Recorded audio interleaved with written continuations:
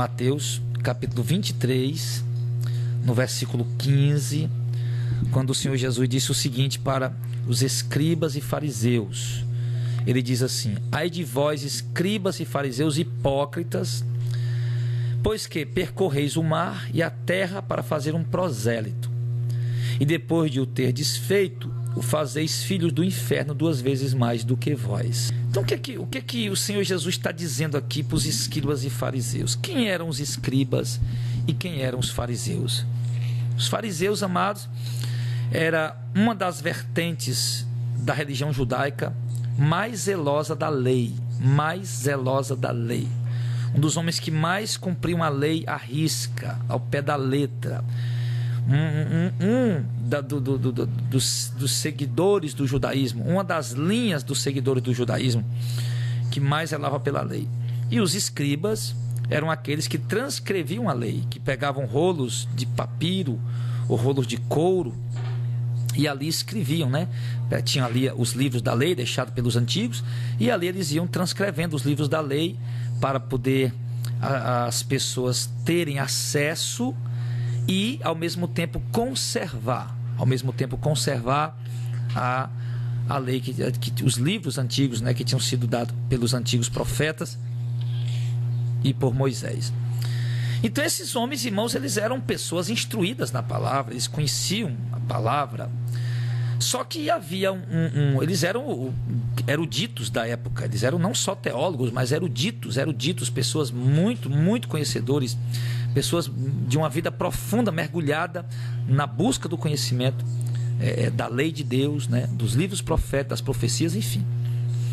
E aí esses mesmos homens mergulhados no conhecimento profético, na busca das revelações de Deus deixadas pelos profetas, foram os mesmos que rejeitaram Jesus. Ou seja, eles conheciam a lei, conheciam os profetas, as profecias, estudavam, minuciosamente, e lá está o cumprimento da maior profecia, a chegada, a vinda, a manifestação do Filho de Deus, do Messias tão esperado pela nação judaica. E os líderes simplesmente ignoraram isso, simplesmente não perceberam, mesmo sendo estudiosos da palavra, mesmo sendo eruditos, doutores da lei. Eles chegam a ser chamados de doutores da lei, tão instruídos, de tanta busca e conhecimento e instrução que esses homens tinham. Mas a busca deles, o conhecimento deles, parece que subiu ao coração deles, e eles cegamente não perceberam que lá estava o cumprimento da profecia, o Messias, Jesus. Então isso não é de se estranhar, irmão, que os principais teólogos estudiosos, maiores teólogos estudiosos da época, rejeitaram não só o Filho de Deus, como também a sua mensagem, a sua doutrina, e consequentemente perseguiram aqueles que, os discípulos de Jesus, os apóstolos de Jesus, que foram enviados depois da morte e ressurreição de Cristo para anunciar a mesma mensagem que Jesus deixou, e eles perseguiram eles. Mas esses homens não deveriam ter sido os primeiros a aceitar a pregação de Cristo, não deveriam ter sido os primeiros a anunciar a Israel: aqui está Israel, o Messias prometido. Se aqueles homens, irmãos, tivessem feito isso, certamente Israel teria crido. Se aqueles teólogos, doutores tivessem feito isso, a nação de Israel teria se prostrado diante de Jesus, teria reconhecido que Jesus era o Messias. Eles deveriam ter sido o primeiro a dizer: olha, o que esses homens anunciam, o que esses apóstolos anunciam, é a palavra de Deus, a palavra da salvação. Porque eles andaram com o Messias, eles viram o Messias, eles são escolhidos, enviados do Messias. Mas não, eles levaram a coisa pelo lado da disputa religiosa, como se Jesus fosse uma religião nova e a deles fosse a religião antiga. E eles, como teólogos e doutores e benquistos da sociedade judaica, vistos como pessoas importantes, de um grande status de doutores e estudiosos da lei, induziram o povo a não crer na mensagem do simples homem Jesus e dos seus simples homens apóstolos. O que me intriga, meu irmão, é que Os principais que creram na mensagem de Cristo não foram os doutores da lei, não foram os grandes teólogos, mas foram sim as pessoas leigas e de pouca instrução.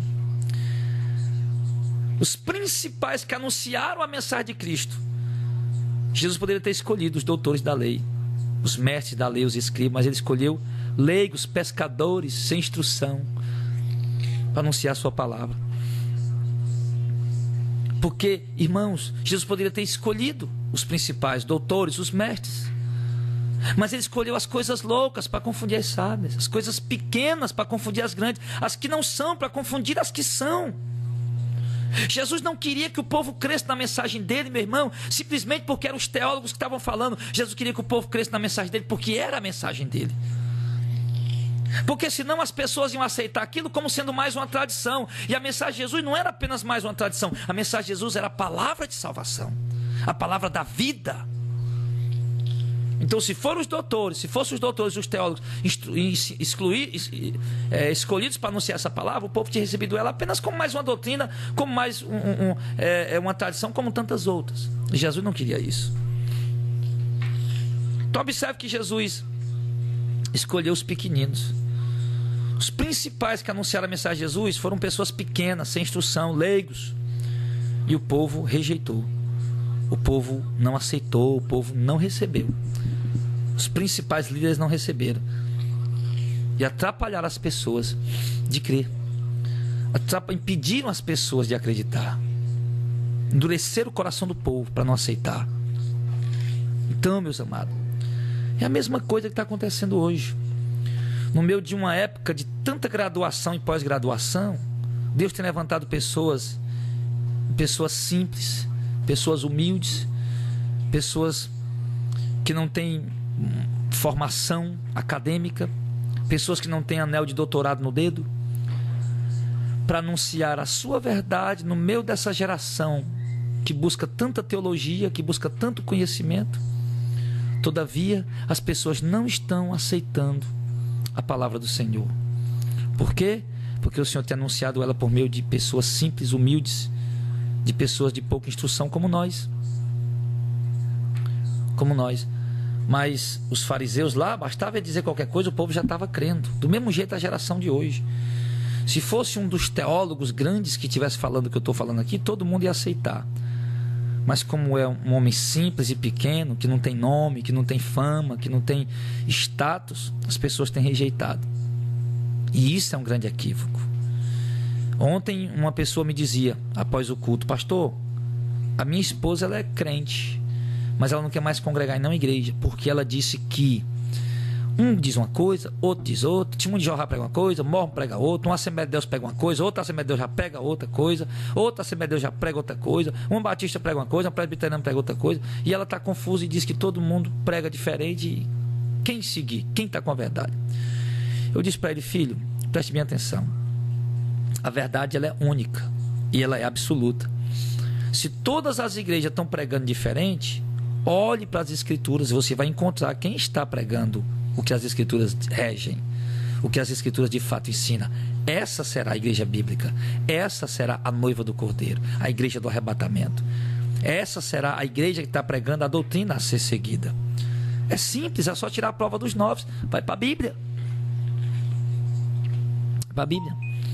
Então, amado, mas o problema é que os líderes teólogos, além de tentarem calar a pregação dos simples apóstolos, expulsarem eles das sinagogas, expulsarem ele dos lugares onde eles pregavam, do templo, prender, açoitar, ameaçar e tentar impedi-los de anunciar essa palavra, porém não impedi-los, porque eles continuaram anunciando. Se não podia pregar no templo, eles pregavam na rua. Se não podia pregar na sinagoga, eles pregavam nas praças, mas eles continuaram pregando. A ameaça deles, dos opositores, se cumpriu. Prenderam alguns, mataram outros, enfim, perseguiram, mas eles continuaram pregando. E como não fosse o bastante essa perseguição, esse tentar calar a boca dos mensageiros de Cristo, eles ainda continuavam disseminando suas heresias. Jesus disse aqui no verso 15: ai de vós, escribas e fariseus hipócritas, porque vocês percorrem o mar e a terra para fazer um prosélito, ou seja, um seguidor da religião de vocês, e depois de o terem feito, vocês o tornam filho do inferno 2 vezes mais do que vós. É exatamente isso que está acontecendo nos dias de hoje. Muitos estão percorrendo o céu e a terra para fazer um seguidor da sua religião e transformando essas pessoas 2 vezes filho do inferno mais do que eles próprios que estão pregando para eles. Por quê? Porque eles introduzem no coração do povo ódio, eles introduzem no coração do povo essas heresias, essas falsas doutrinas, introduzem no coração do povo ódio, quem se levanta contra a doutrina errada que eles estão crendo. Então essas pessoas vão se tornando filhos do inferno 2 vezes mais do que os seus líderes. Porque não somente os seus líderes irão prestar conta das heresias que têm pregado, como também o povo que tem seguido as suas heresias. Inclusive, ele diz aqui que as pessoas que estão seguindo a heresia deles são culpadas dobradamente. São culpados mais do que seus líderes que pregam para eles. Então eles faziam isso.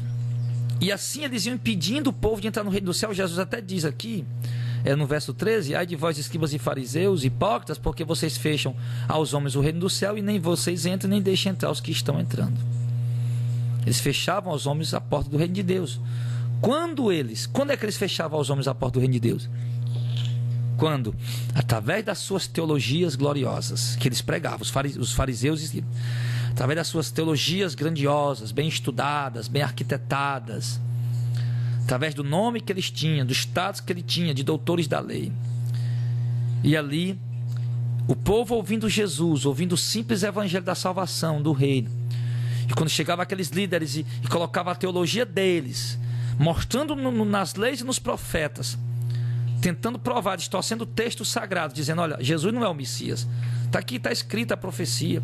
Olha, Jesus não é o Filho de Deus. Está aqui, está escrita a profecia. Se Jesus é um herege, está aqui a profecia. Então eles usavam de todos os meios, versículos bíblicos, distorcendo eles, para tentar fazer impedir do povo crer em Jesus.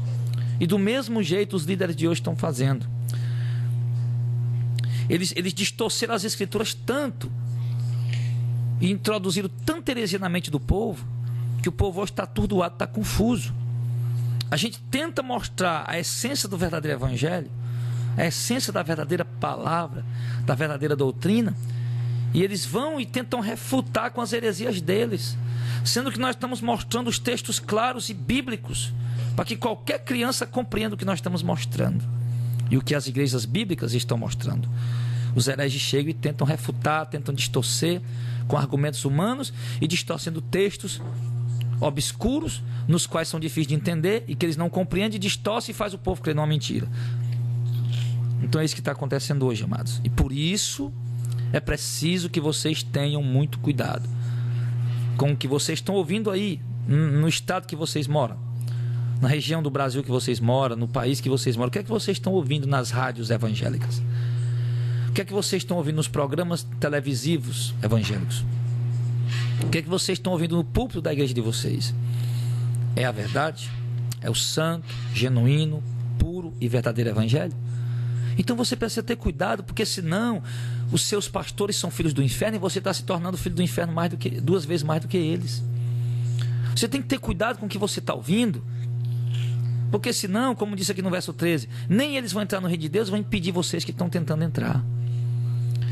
No momento em que vocês, amados, deixarem de dar ouvido o que a palavra de Deus diz verdadeiramente, porque ela está sendo anunciada por homens simples como eu, para dar ouvido o que teólogos estão falando, doutores estão falando, então vocês irão se perder. Porque na verdade o que vocês têm que dar ouvido não é a mim e nem aos teólogos, é a palavra de Deus. Então, se eu, na minha simplicidade, estou pregando a verdadeira palavra de Deus, então vocês deveriam dar ouvido ao que a palavra de Deus está dizendo, e não ao que os teólogos estão dizendo quando eles deturpam a palavra do Senhor. Eu digo os teólogos não generalizando, claro, mas a maioria deles. Por quê? Qual é o grande problema hoje? Falsas doutrinas entraram dentro da igreja desde que os apóstolos morreram, começaram a entrar heresia. Paulo advertiu sobre isso em muitas de suas cartas. João também, já antes de morrer, advertido sobre isso. Será até enquanto estiver nesse tabernáculo, eu vou advertir vocês, falar as mesmas coisas que para mim são proveitosas, para vocês são proveitosas, e para mim não tenho preocupação de falar a mesma coisa. João falou isso, Pedro falou isso. Então eles advertiram o povo severamente. Aí quando eles morreram, depois já começaram a entrar outros líderes, e alguns deles já começaram a introduzir heresias. heresia do dízimo por obrigação entrou no ano 400 e pouco, no século V. A mariolatria foi entrando também na igreja, a adoração aos santos foi entrando em outros séculos posteriores, até que foram entrando muitas e muitas outras heresias. No século XIX entrou a nova doutrina, o pré-tribulacionismo, que é mais uma heresia. Depois entrou essas doutrinas das relíquias, como já tinha entrado lá no século XIII, XIV, XV. No século XVI estava no auge, já tinha entrado adoração à imagem, adoração a relíquias, e hoje mais uma vez entrou de novo, de vez, agora nas igrejas evangélicas. Entrou as campanhas, entrou a teologia da prosperidade, muitas heresias entraram por doutrina de teólogos que deturpam os textos sagrados. Aí o que acontece? As pessoas já estão se convertendo a este evangelho fraudulento que está aí, esse evangelho distorcido, deturpado que eles estão pregando aí. Então, para essas pessoas que o evangelho que eles conheceram foi esse evangelho que está aí deturpado e falso, então para elas aquilo que é a verdade, aquilo que é a palavra de Deus verdadeira. Então logo quando ele ouvir o verdadeiro evangelho, ele vai achar estranho demais, vai pensar até que é uma doutrina nova, quando na verdade não, doutrina nova é a heresia que eles estão crendo, que a doutrina que pregamos é a doutrina antiga que os apóstolos e o Senhor Jesus pregou. Então queridos, então amados, então precisa vocês ter cuidado com isso. Porque, por exemplo, como a gente tem falado, a doutrina do pré-tribulacionismo entrou em 1830. Todo mundo que vive hoje nasceu ouvindo essa doutrina, porque é a doutrina que estão pregando na maioria das igrejas. Então para eles é a verdade. Para eles é a verdade, não, que quase toda igreja está pregando. Eu já nasci, minha mãe era pequenininha, minha mãe já falava isso para mim, que vai ter uma segunda chance depois do arrebatamento, que a igreja não vai ver o anticristo, que o arrebatamento vai ser em secreto, que a igreja não vai passar por uma grande tribulação. Eu ouvi desde criança minha mãe falar, é isso que eles estão dizendo, e para eles isso é a verdade. Outros pastores dizem, não, é porque meus pastores me ensinaram assim, de fato, porque nas faculdades teológicas é isso que eles ensinam. Só para você ter ideia, eu conheci um professor de teologia aqui em Fortaleza, que ele tentou pregar que o dízimo não era obrigatório lá na faculdade que ele ensinava, ele foi expulso de lá. Ele foi expulso de lá. Ele foi expulso de lá da faculdade, porque não deixaram de pregar essa doutrina, que o dízimo não é obrigatório.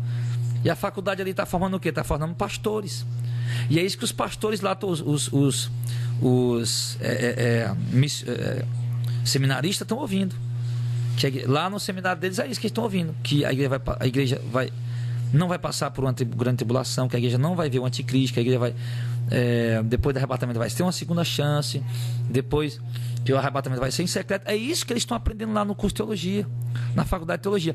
Então logo quando eles saírem aí como os pastores, é isso que eles vão pregar. Por quê? Porque para eles essa é a verdade, foi o que eles aprenderam, e consequentemente o povo vai aprender. E isso tem acontecido nas gerações que têm vindo até aqui, e é o que vai acontecer nas gerações que virão, se ninguém fizer alguma coisa. Se todo mundo ficar de braço cruzado, calado, é isso que vai acontecer. Chegou até aqui porque ninguém disse nada, e vai continuar avançando porque ninguém está querendo dizer nada, porque ninguém quer arrumar briga, confusão. E não é por isso, não é atrás de briga e confusão que nós pregamos. Mas de fato essa palavra alvoroça o mundo. Amados, pastor Jadael, por que Deus revelou isso para o senhor e outros pastores simples não revelou para doutores que são formados? Porque, filho, Deus, ele revela para quem ele quer. Jesus, num dado momento, no Evangelho de João, ele levanta os olhos para o céu e vê que os doutores não estavam entendendo e os leigos estavam entendendo, os analfabetos, os prostitutos, os pecadores, os leigos estavam entendendo. Aí Jesus levanta os olhos para o céu e vê aquela obra maravilhosa que Deus está fazendo, e Jesus diz, graça te dou, ó Pai, porque ocultaste essas coisas aos sábios instruídos e revelaste aos pequeninos. Sim, ó Pai, porque assim te aprove. Então o que é que Jesus diz ali? Deus escondeu essa revelação gloriosa para os doutores e revelou para os pequenos. Eu conheço homens que não têm leitura, que são analfabetos e semi-analfabetos, que conhecem a doutrina bíblica, e conheço outros que são formados, que são doutores, que não conhecem nada ou quase nada, que não conhecem. Então é isso. Então é preciso que tenhamos cuidado.